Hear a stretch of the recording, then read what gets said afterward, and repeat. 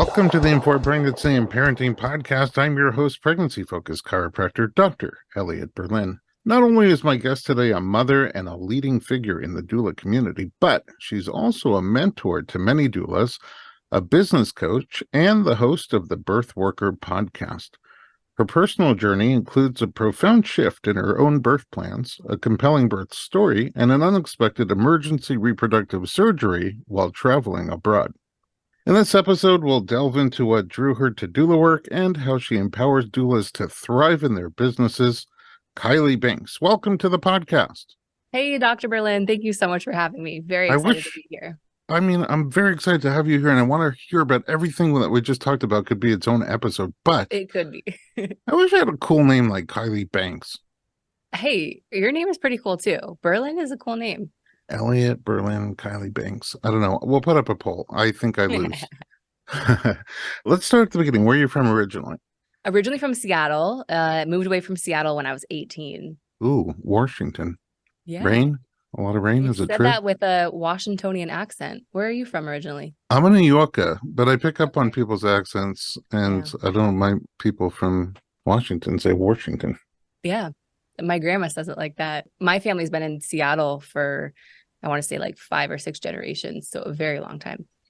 That's awesome. And then where'd you move to? From there, I moved to Chicago for 4 years, and then Israel for 4 years, and then Florida for a good while. That's a zigzag of a path. Why Chicago? My dad had moved outside of Chicago, so I kind of followed right after high school. Chicago is very cool. I went to hair school, cosmetology school in Chicago. Ooh. What a fun place to be, like early 20s. It was really, really fun. Happening city. Yes.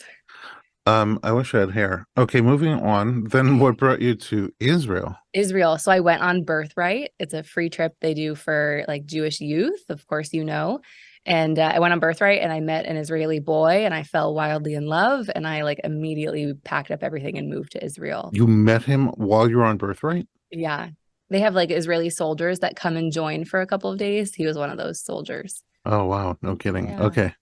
So then Israel for 4 years. Did you speak Hebrew? When I moved there, no. When I lived there, I learned it. So I became a citizen over there. I did like full-time Hebrew classes. I ended up going to university in Hebrew. So like I learned math and science and economics in Hebrew. Oh my goodness. And that was also really fun. My family, when I just finished 8th grade, they went to Israel for a year. Oh, wow. And I did 9th grade in Israel. And it's one thing to sort of pick up street language, but to learn science in Hebrew is, you know, all the periodic chart in Hebrew. You know, math was my favorite because it was just numbers. So as long as I understood what the teacher was writing on the whiteboard, I was good. And the hardest courses were like history, where I was like, if this was in English, I still wouldn't understand it, but try and do it in a different language. It was very hard. Math is easy too, because it's all like plus and minus. Yes, exactly. Okay, so what do you do now? Yeah, so now I spend most of my time teaching doulas inside our program. So we have a doula training program and then a business program for birth workers.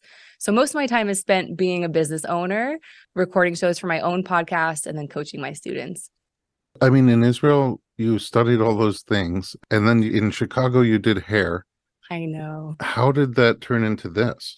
You know, that's funny. So when I moved back to the States after I broke up with that Israeli guy, there were lots of different things that kind of caught my attention in terms of like building a career. And they all had to do with helping people in some way, more like helping people individually. So it was like, let me be a fitness coach or a spiritual coach or a mindset coach, or I'll help people overcome anxiety. And all those things were really fun, but they never took off. Like I never actually like did them for real. I never made any money doing them. And then when I met my current partner, my daughter's father, that's when I started listening to birth podcasts. And I was listening to birth podcasts and all of a sudden I heard the word doula and I was like, what the heck is a doula? And then I'm like, oh, it's like all of those things combined. A spiritual mentor, a mindset mentor, helping you release your fear and your anxiety. And so I was just like, this is such an amazing way to combine all of the stuff that I wanted to do for a long time into an amazing career. So I actually became a doula before I even got pregnant with my daughter. Wow, there's so few of those. Yeah. I feel like people become doulas before they are ready to have kids. Something that you said was interesting because I know one person who was a doula and became a corporate attorney. Oh my gosh. And I know someone who was a corporate attorney and became a doula. And I was like, that's so strange and random. And then they explained to me that they're not really. Like, as an attorney, you kind of have to advocate for your client and counsel your client and keep your client informed and calm. True. And being a doula is almost the same thing. But until you came along, one of them was a lot easier to make a living at. Yeah, that's So true. we're going to have to That's find true. out how you're changing that tide. Absolutely. And then what was doula like work before you had a baby? Like, is You going to know, birth weird? it was strangely similar.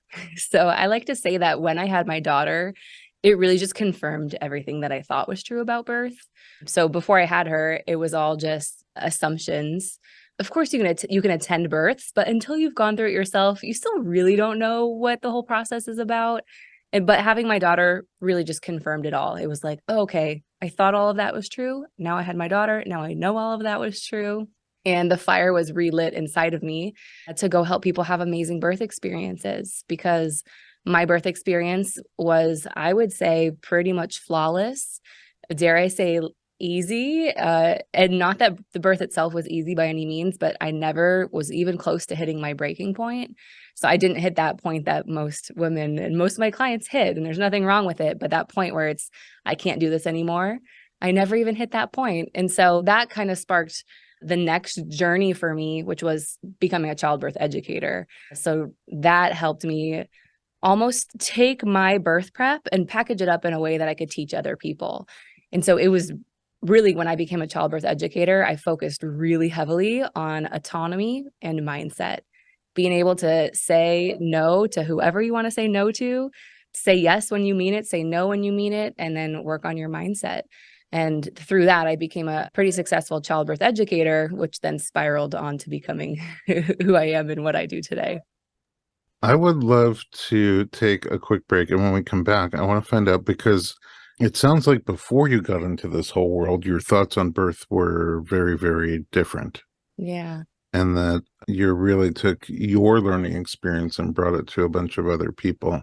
And in that way, by bringing lots of other people through your genuine experience, really attracted a large following. So let's take a little break. When we come back, we'll find about your journey. Don't go anywhere. We'll be right back.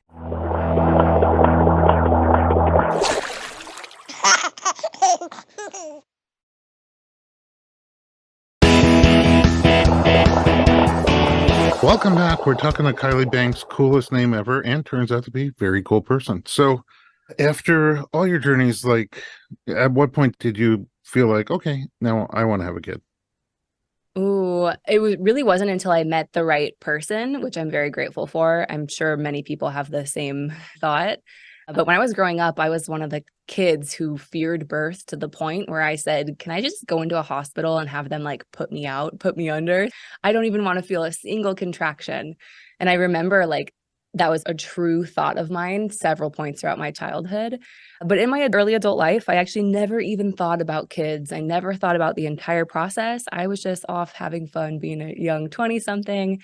And then it wasn't until I met my partner that I said, oh, okay, let me start learning about birth. Let me start learning what my options are. Let me listen to stories.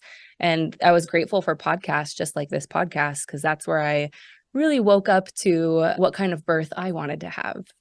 And I kind of feel like it's really awesome that you had that time to not even like have it on your radar, to just enjoy that stage of life that you were in. Yeah.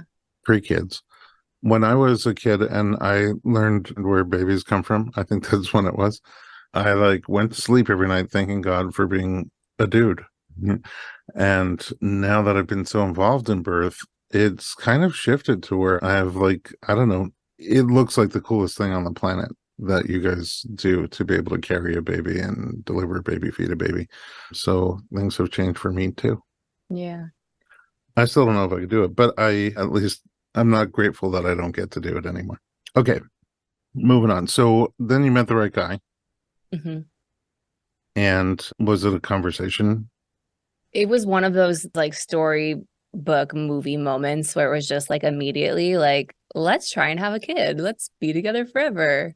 And, it's interesting. I feel like women spend the majority of their life trying to avoid pregnancy.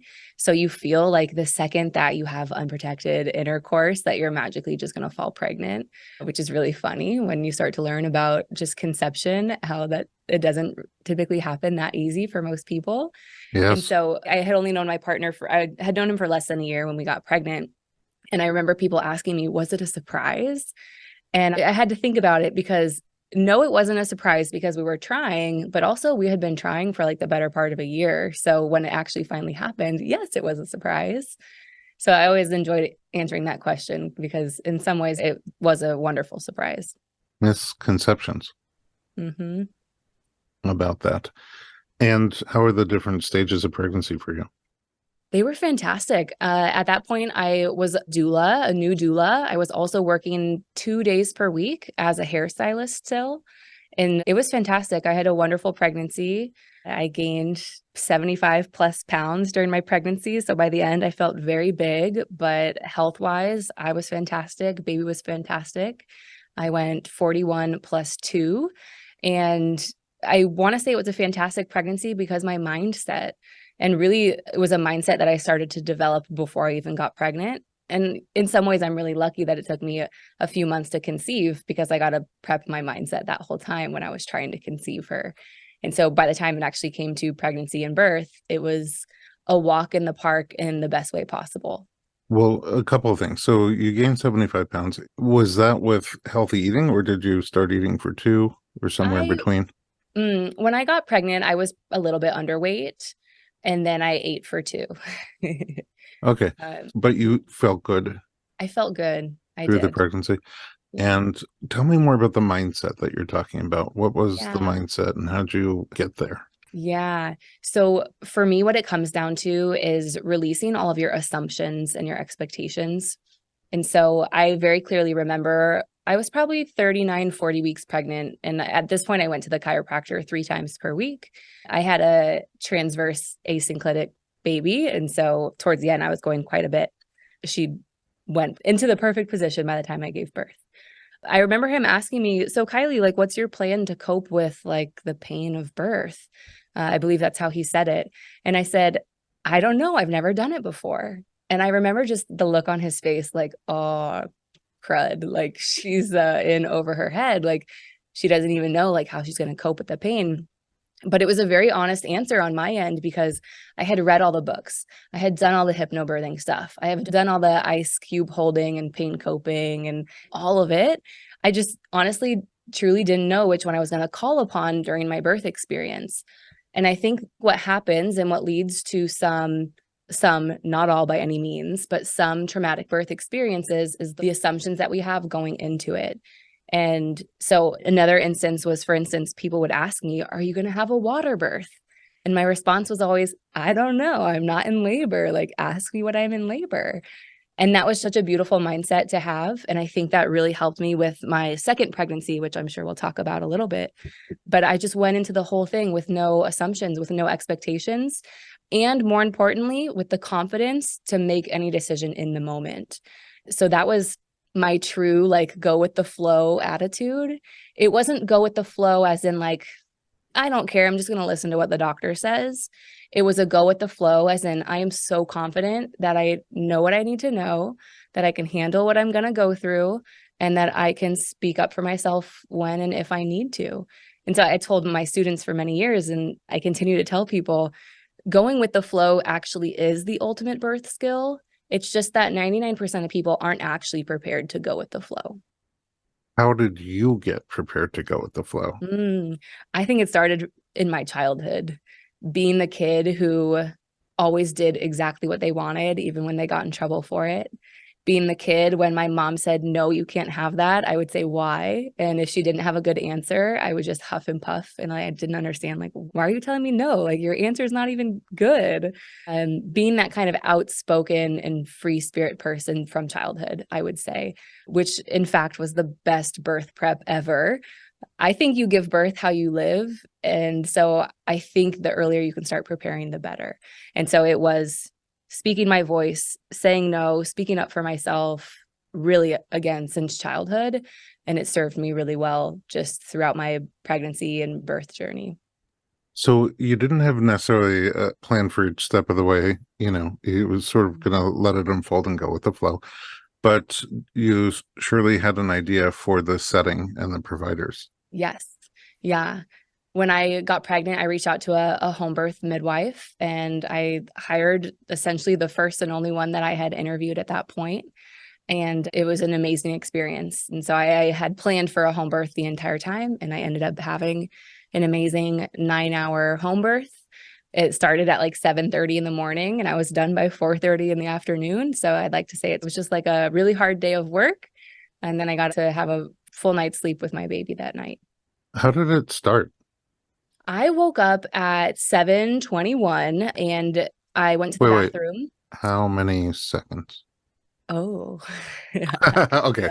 It's I only say that text to because my usually I midwife. do. Oh, that's why I do these Yeah. interviews, and usually people are just like, I don't remember anything. Oh my gosh, that's so funny. It was the text to my midwife. That's how I know. Gotcha. Okay, so There's very 7:21. few times I know, and it's because text messages. Is that AM or PM?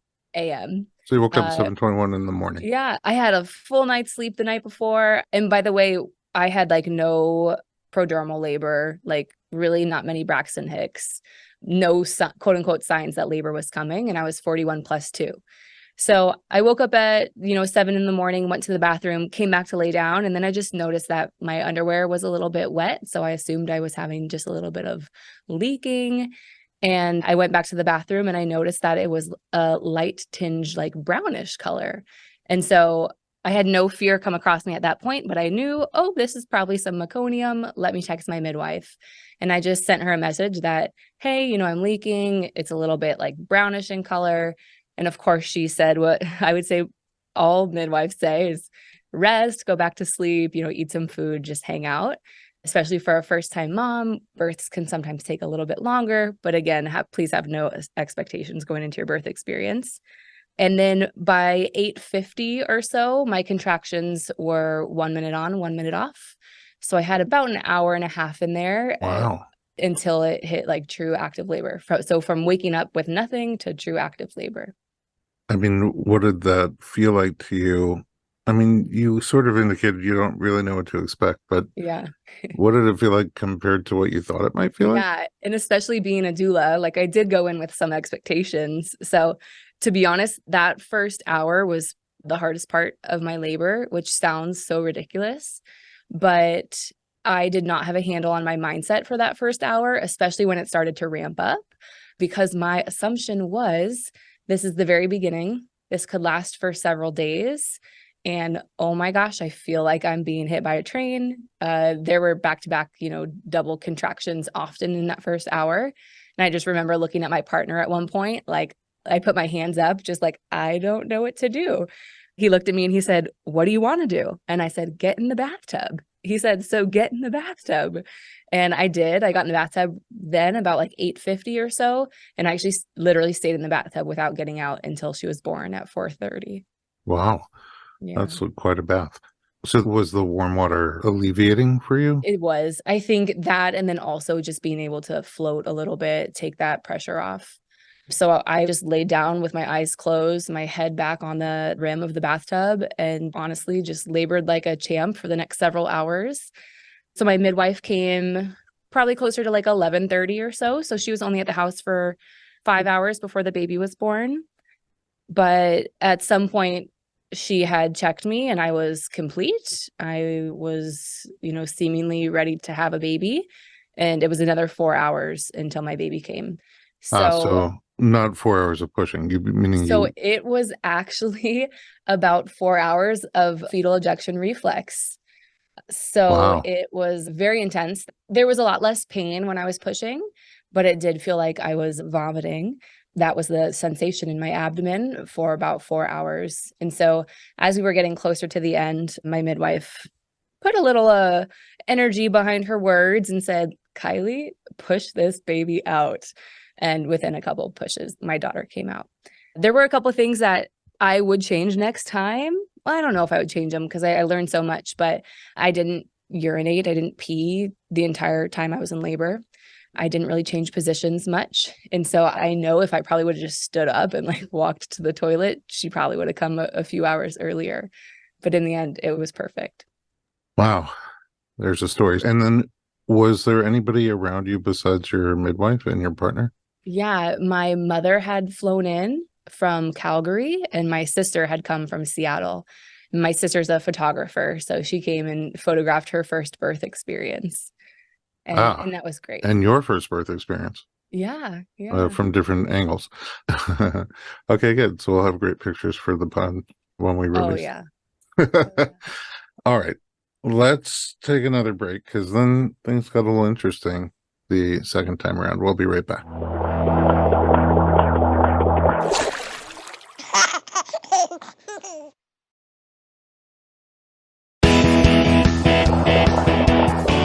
Welcome back to my newest friend, Kyleigh Banks. I'm learning a lot from you. Your confidence and enthusiasm.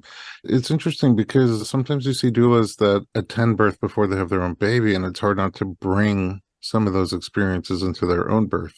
And if you did that, it sounds like you brought the positive experiences into your own birth, which is really cool.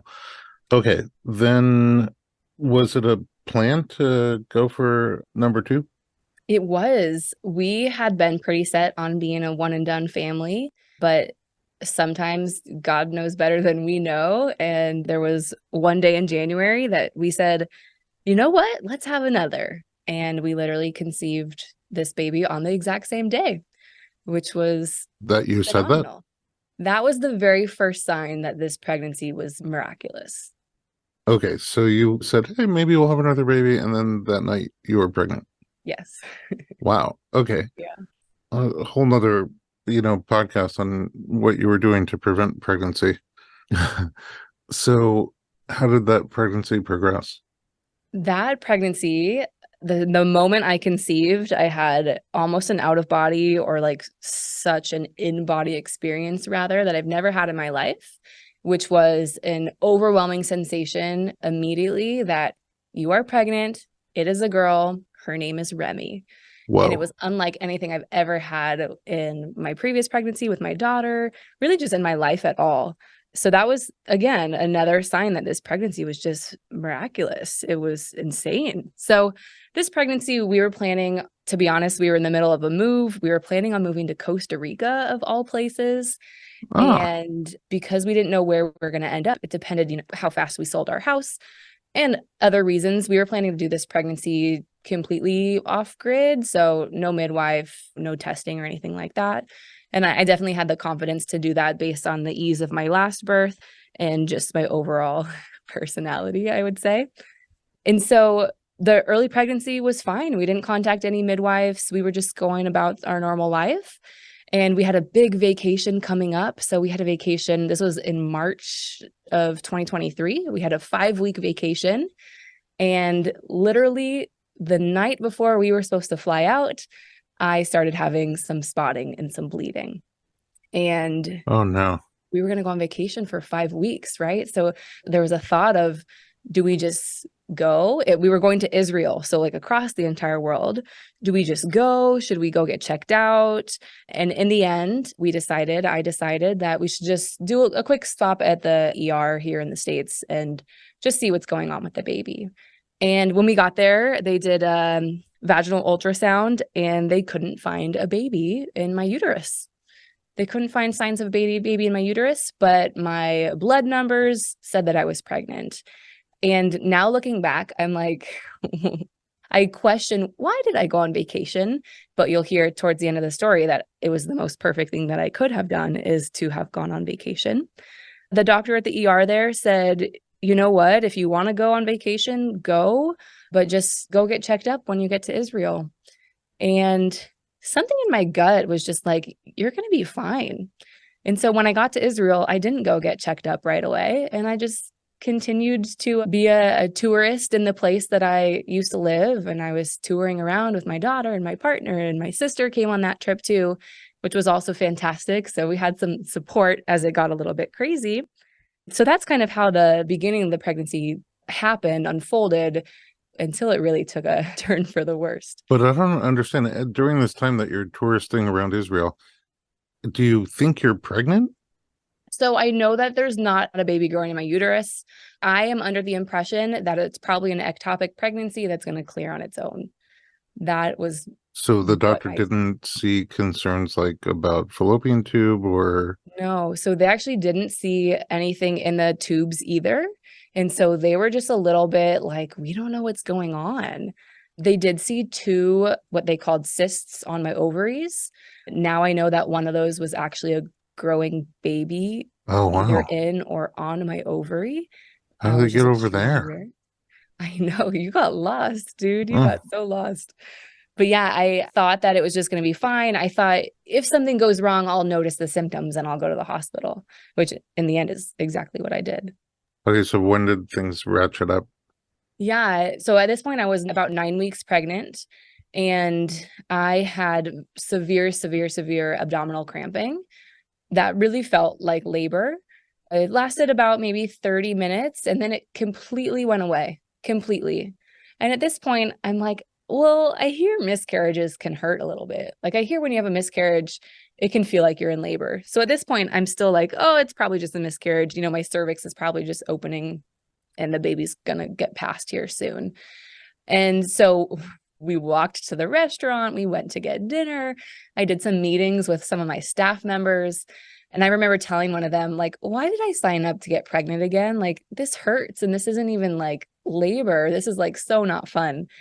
And later that night, I went to breastfeed my daughter in bed. And as soon as I laid down in bed, I had the most intense, strange pain in like my collarbone, like in my neck and my shoulder. And I knew just from going down the rabbit holes that that potentially meant that there was blood in my abdomen. So that's like one of the first signs of a ruptured tube. This whole time I thought it was just an ectopic pregnancy in my fallopian tube.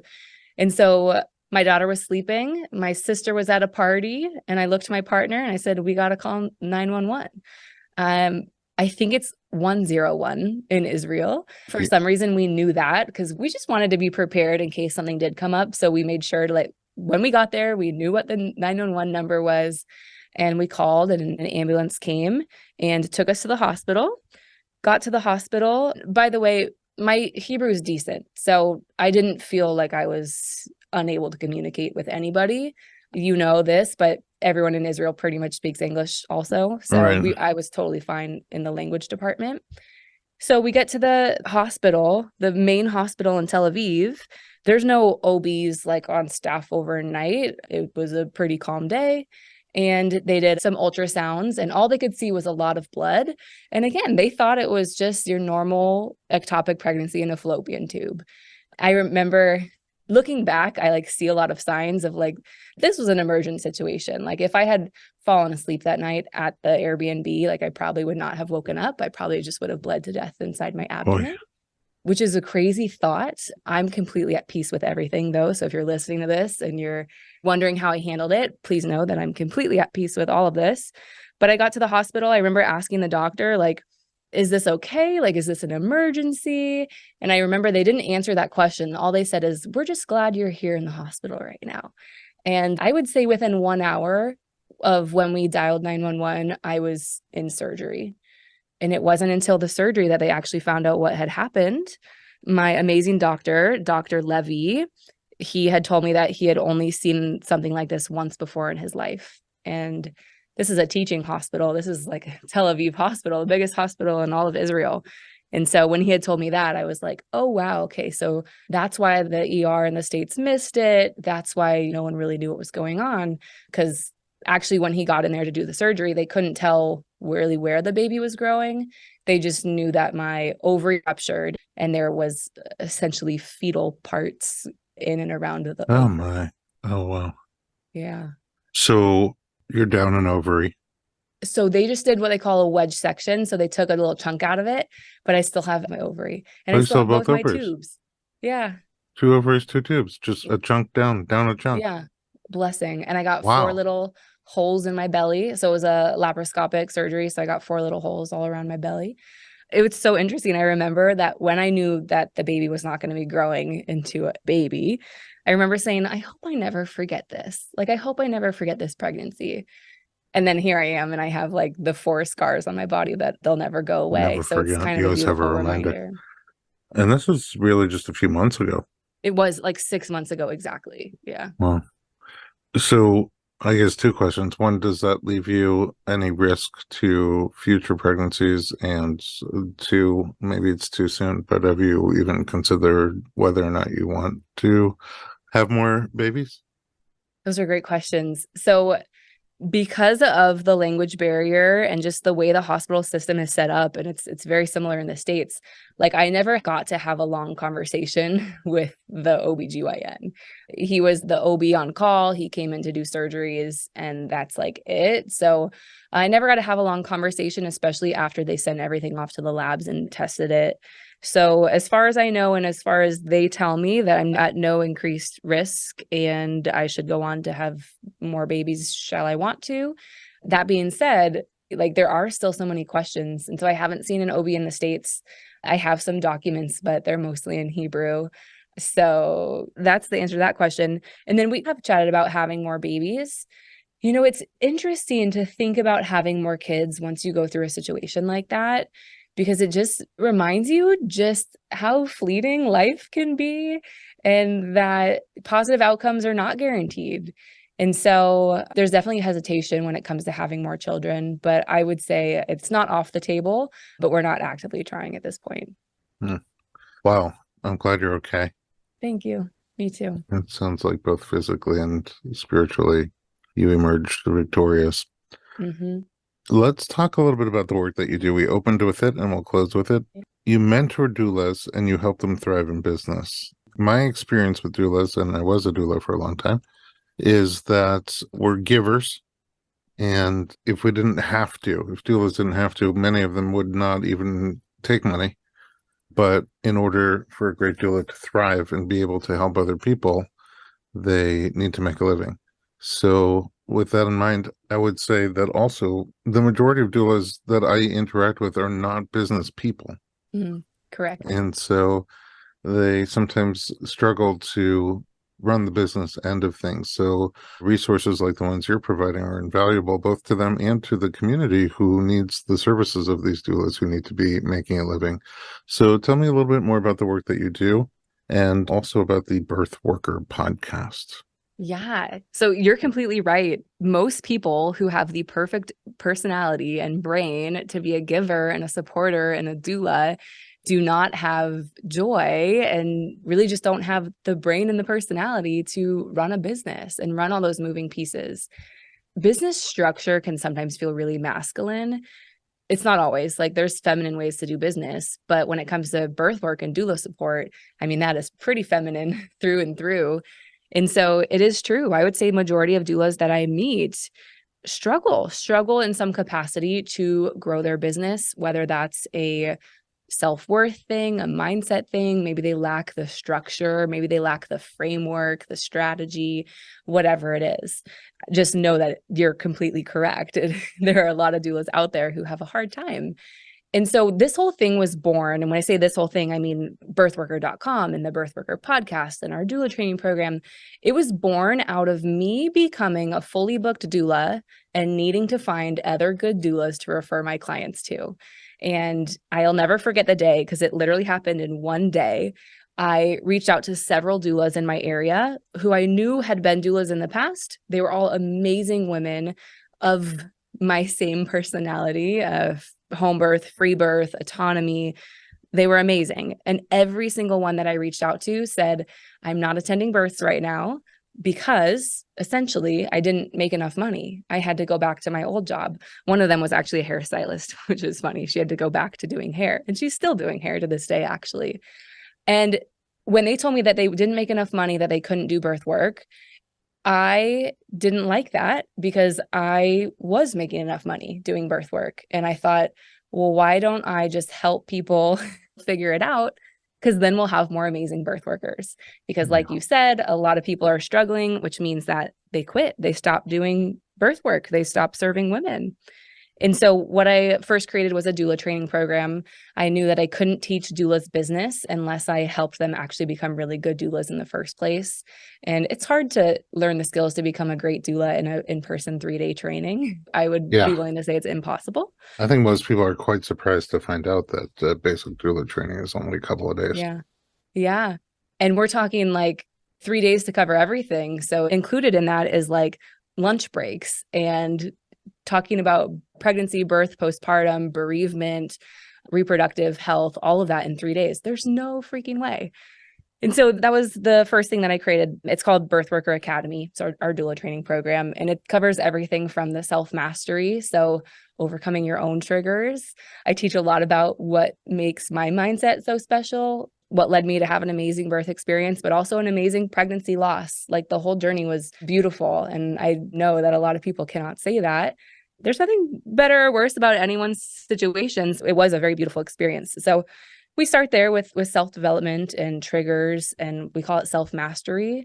And then, of course, like any doula training, we cover the birth theory, how to attend birth. But I don't stop there because I think it would do people a disservice if I didn't teach them how to make an income. So I go on to not only teach how to run a successful in-person doula business, but also how to run virtual workshops, how to do virtual childbirth education, how to make passive resources like ebooks and online courses, really just so people can burnout proof their business and make a sustainable business. Because no one's going to be able to be on call 24/7 for the rest of their lives. It's just not possible. I know you did a podcast recently with Maren Green from Indie Birth, and it's so fun to hear her story because she agrees that just nobody can be on call for the rest of their lives. And so my goal is that people who love birth can become birth workers, but also when the time comes where they don't want to be on call, they can still be a birth worker in another capacity. And through that, the Birthworker podcast was born. So I am the biggest birth nerd, but also the biggest business nerd. And so the Birthworker podcast, we have amazing guest experts like yourself, Dr. Berlin, Dr. Stu, Dr. Nicole Rankins, Hensi Goer, one of my favorite authors. We have amazing experts come on. And we not only talk about birth, but we talk about creating a sustainable business. And podcasting has been so much fun. I love connecting with fellow podcasters. It's one of the greatest things we do. So we release 2 episodes per week, again, birth and business over at the Birthworker Podcast. Amazing. Yeah, everything you said is really powerful. I think that even if you want to be on call, to be able to give enough of yourself to each of your clients without having to feel like you have to cram so many births into a month to make the living. So if you have some sort of other passive revenue stream or not on call revenue stream, then you don't have to burn out, and you can be more available to the clients that you're supporting in pregnancy and labor and birth. Very cool. Well, we are at the end of our episode with you, at least our first episode with you. I have a sneaking suspicion you'll be back one day. I would love to. I would love that. Awesome. Kyleigh, thank you so much for sharing your beautiful birth story and your pregnancy loss story and all of your passion and enthusiasm and mindset. And for our listeners, where can we find you online? Yeah, the Birthworker Podcast is a great place to start. So wherever you're listening to this podcast, just type in the Birthworker Podcast, or you can go to birthworker.com and find all of our resources there. Amazing. Thanks for joining us at Home. Thanks for listening to Informed Pregnancy. For more pregnancy and parenting information from our Informed Pregnancy media, visit informedpregnancy.com.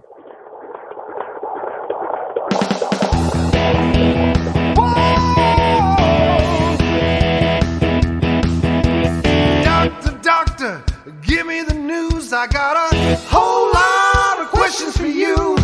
This kid's gonna